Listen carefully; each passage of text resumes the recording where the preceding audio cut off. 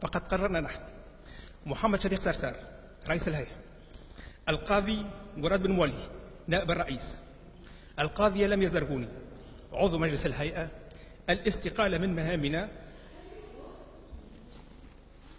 وسيتم تقديم هذه الاستقالة لاحقا وفق إجراءات القانون الأساسي عدد 23 لسنة 2012.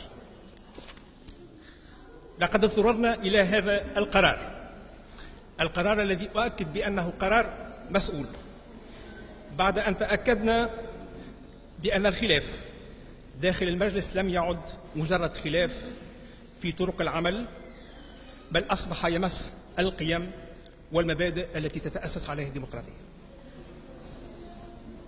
فمنذ يوم 10 فبراير 2017 وهو يوم تسلم وتسليم بين الأعضاء المغادرين والأعضاء الجدد، تبين تعمق هذا الخلاف الحاد الذي سريعا ما أدى إلى توتر الأجواء وإلى مطالبة جزء من المجلس بإنهاء إلحاق عدد من كوادر الهيئة الذين عملوا بكل تفان وكفاءة سواء سنة 2011 أو سنة 2014.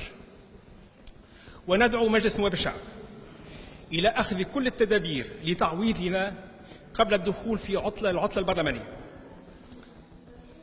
في الأثناء سنواصل العمل من أجل استكمال الاستعدادات للمسار الانتخابي والذي لا زال يفصلنا عنه 7 أشهر. سنواصل العمل من أجل سد الثغور الذي عاينه المجلس الأعلى للقضاء في أسرع الأجال.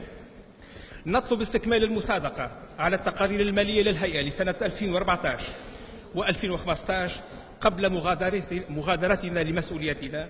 عاشت تونس حرة مستقلة.